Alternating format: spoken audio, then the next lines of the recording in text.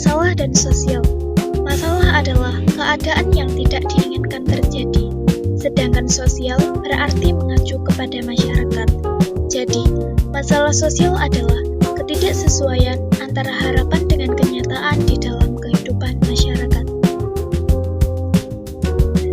Adapun definisi masalah sosial menurut para ahli. Menurut Surjono Sukanto, masalah sosial adalah ketidaksesuaian antara unsur-unsur kebudayaan atau masyarakat yang membahayakan kelompok sosial. Nah, mengapa masalah sosial itu dapat membahayakan kelompok sosial? Karena masalah-masalah tersebut dapat menimbulkan perpecahan dan konflik, seperti kemiskinan, diskriminasi, ketidakadilan, dan hubungan antara anggota masyarakat bisa menjadi renggang.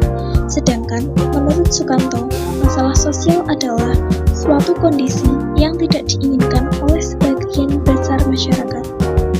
Adapun ciri-ciri dari masalah sosial, yang pertama, bertentangan dengan nilai dan norma yang berlaku. Yang kedua, menimbulkan dampak negatif bagi kehidupan masyarakat.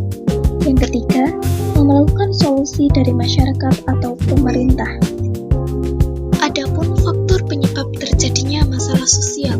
Yang pertama, faktor ekonomi. Faktor ekonomi dapat mempengaruhi penyebab terjadinya masalah sosial ketika seseorang tidak mampu memenuhi kebutuhan hidupnya, baik sandang, pangan, maupun papan. Nah, mengapa faktor ekonomi dapat mempengaruhi penyebab terjadinya masalah sosial?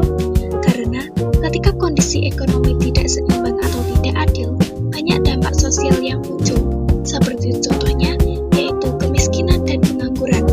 Yang kedua, ada faktor psikologis. Faktor ini dapat terjadi ketika individu yang mengalami tekanan psikologis seperti stres, frustasi, dan gangguan mental bisa berperilaku menyimpang, kurangnya kontrol diri, dan ketidakmampuan menyesuaikan diri dengan lingkungan sosial juga dapat menimbulkan perilaku agresif atau antisosial. Nah, faktor ini dapat menyebabkan masalah sosial karena seseorang sulit berperilaku sesuai norma sosial, sehingga menimbulkan konflik, kekerasan, atau penyimpangan sosial. Contohnya adalah bunuh diri dan KDRT. Yang ketiga, ada faktor budaya. Faktor budaya adalah pergeseran nilai dan norma akibat sosial modernisasi yang bisa menimbulkan penyimpangan sosial. Perubahan gaya hidup juga menyebabkan munculnya perilaku menyimpang. Contohnya, hedonisme dan perilaku boros atau gaya hidup kebarat-baratan. Nah, faktor budaya ini dapat menyebabkan masalah sosial karena terdapat pergeseran budaya yang membuat masyarakat kehilangan pedoman perilaku yang sama. Nah, maksud dari kehilangan pedoman perilaku yang sama adalah masyarakat tidak lagi memiliki nilai dan norma bersama yang mengatur. Yang keempat, ada faktor biologis.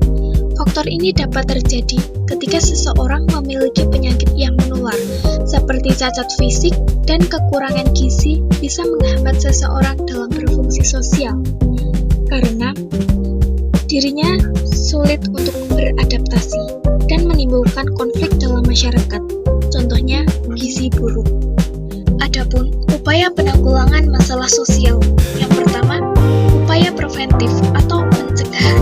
Upaya ini dilakukan sebelum masalah sosial terjadi, dengan tujuan mencegah munculnya perilaku atau kondisi sosial yang menyimpang dari norma.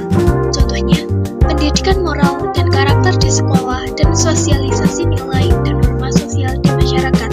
Nah, upaya preventif dilakukan untuk menjaga ketertiban, keamanan, dan keharmonisan dalam kehidupan masyarakat. Selanjutnya, upaya represif atau penindakan. Upaya ini dilakukan setelah masalah sosial terjadi dengan tujuan menghentikan atau mengurangi dampak negatifnya. Contohnya, penegakan hukum bagi pelaku kejahatan, misalnya korupsi, narkoba, pencurian, dan rehabilitas sebagai pengguna narkoba. Upaya ini dilakukan untuk mengatasi dan menghentikan masalah sosial yang sudah terjadi, serta memulihkan ketertiban dan menegakkan norma agar masyarakat kembali hidup aman dan harmonis.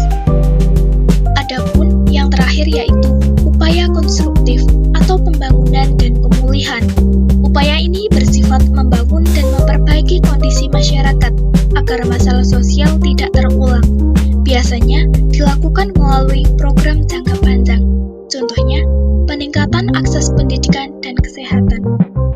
konstruktif dilakukan ini untuk mencegah timbulnya masalah sosial, sekaligus memperbaiki kondisi masyarakat agar lebih baik, bukan hanya menghentikan masalah yang ada, tapi untuk membangun masyarakat yang harmonis, produktif, dan sejahtera secara berkelanjutan.